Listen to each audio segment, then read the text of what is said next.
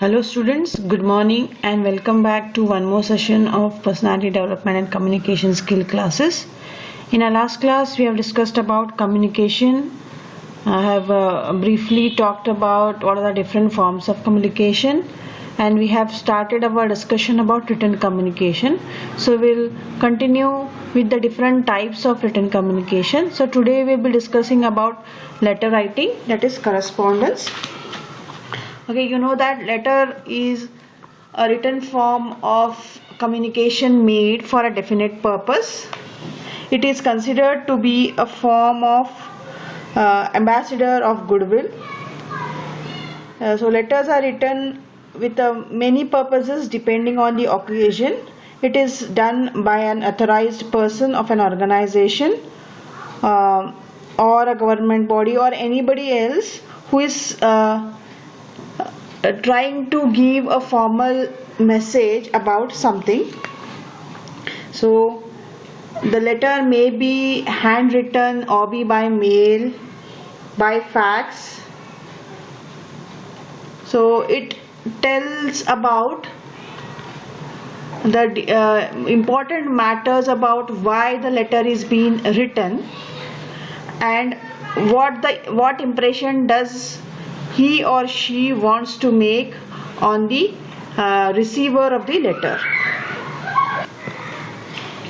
So when the receiver of the letter is reading it, he should have a sensation of an actual meeting and see that there is a personal emissary going around it, as if the two people who are writing and reading the letter are actual meeting. Okay, so the letter therefore requires a deep appreciation of human nature, a clear understanding of psychology of human being, an ability to anticipate the reaction of the receiver, and a discerning eye to judge the attitude of the respondent. It means that you are trying to foresee what would be the reaction by reading the lines what you have written. So with that keeping in mind, you have to very meticulously and carefully draft the letter. So we'll see too what are the basic tips of writing a letter. So the letter should be lucid and brief. Lucidity means it should be clear. The words used should be simple to understand with a clear message. There shouldn't be any confusion created by the words used. The letter should be brief. It shouldn't be in pages because the reader may not have the patience and time to read the long stories. So it should be as brief as possible. You shouldn't use high sounding words, very high technical jargon. Use proper words, avoid unnecessary words. Means it should be short as possible. The paragraphs should be in few lines. Long sentences should be avoided. There should be proper punctuation marks so that your expression, your mood and the feeling or what you want to pass should be properly communicated to the reader. The tone of the letter should be cordial, courteous and kind. You shouldn't use harsh, rude or dominating words. So I told you at the beginning that it is an ambassador of goodwill. So it should touch to the heart. Then we'll next discuss about the different elements of the letter. As you know, the letter should start with the heading about, say, if it is from an organization, the organization's name, or tell about what type of a letter it is, then the date and time, then the inside address, that is your address from whom it is sent, salutation saying dear sir, respected sir or so on, then the subject or the body which should be with a brief introduction, the details and a closing note. Then you should sign it. If say it is an application letter, references are needed, or say for example you are replying to a previous letter, you should write the reference of the previous letter, the date and time. Also needed if you are enclosing or attaching something, the details about that should also be given at the end of the letter. So this was all about how a letter should be. Now we'll move on to the next type of written communication, that is notice, agenda and minutes. So notices, as you know, is a piece of information stating to the concerned people about a particular event, or say particular information that should be passed on. It may be notice of a meeting, it may be notice of exams, or it may be notice of anything which you want to pass to the concerned officials or the concerned say spectators, so that they come to know what is going to happen, or they will be ready for the coming future events. Then agendas are agendas of meetings. So when you are calling for a meeting to people, the people should know why the meeting is called. So it is an official list of all the businesses that to be transacted in a specific meeting. This agenda will help the members participating in the meeting to go according to track without wasting time. So they will know what to be done, why they have been gathered, what are the things to be resolved, what are the decisions to be taken.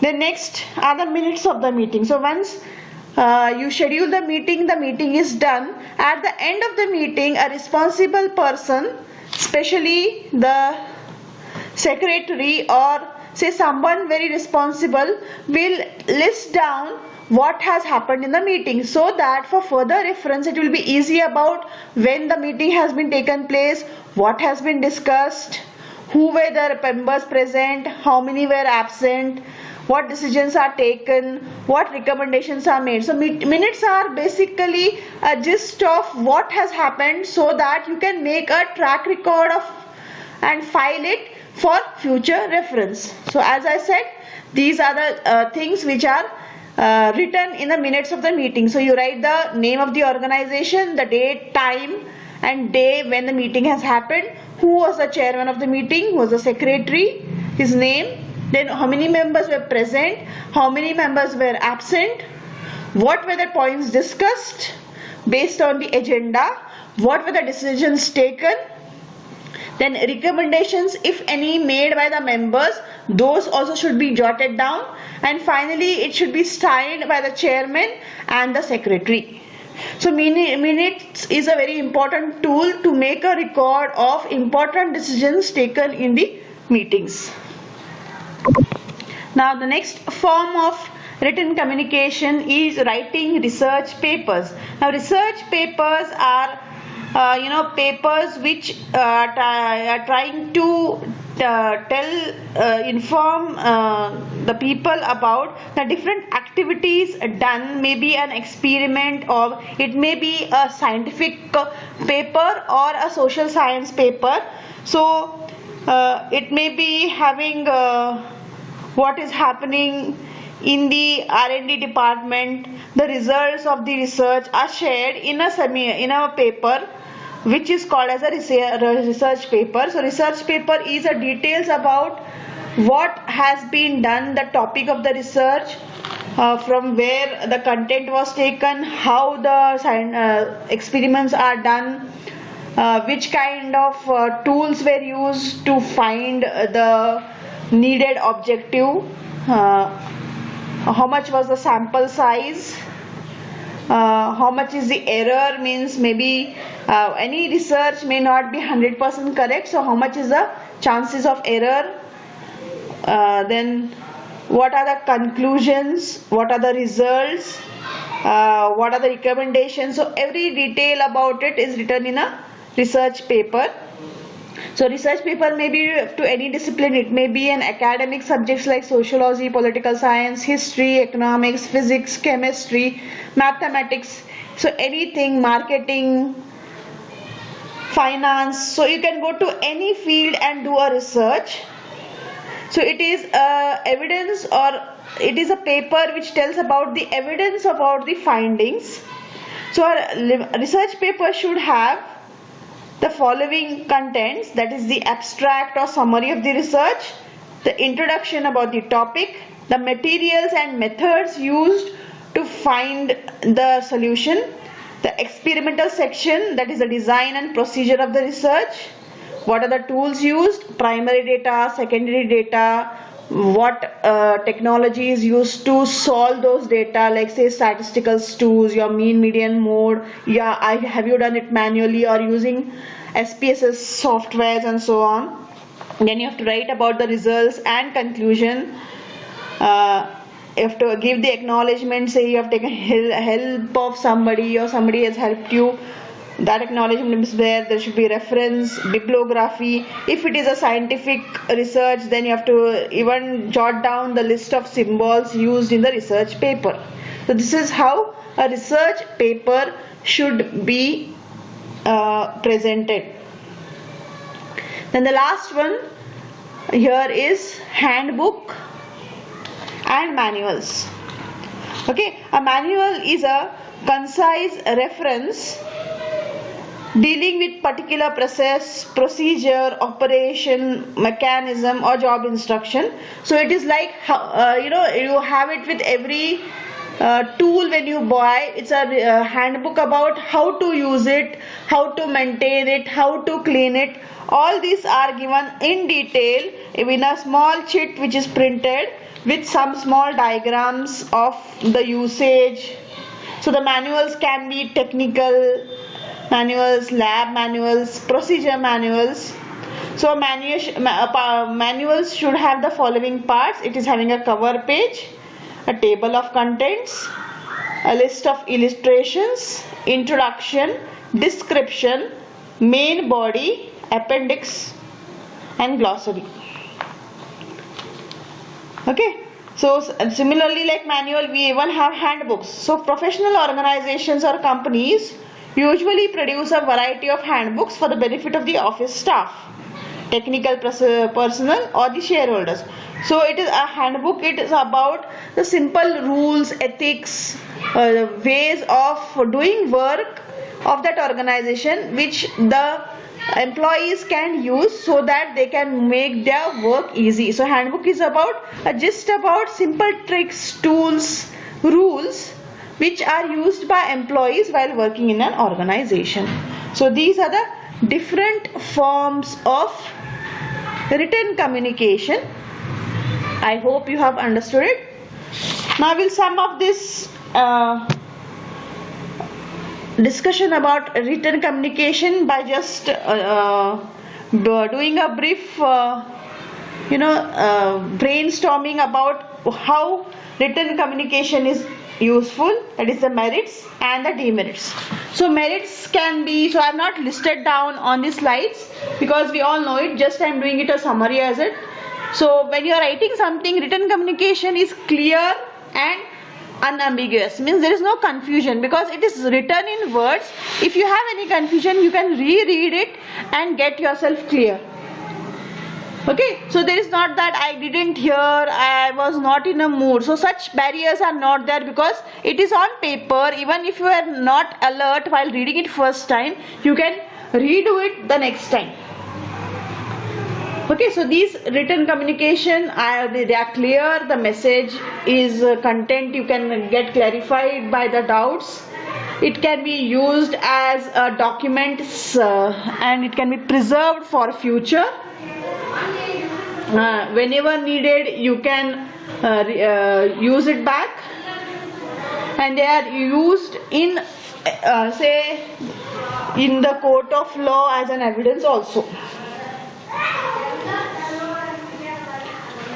So these are the can say benefits of written communications, and the demerits can be like okay, say we are talking about save nature and all that, so we are using lot of paper, stationery is wasted.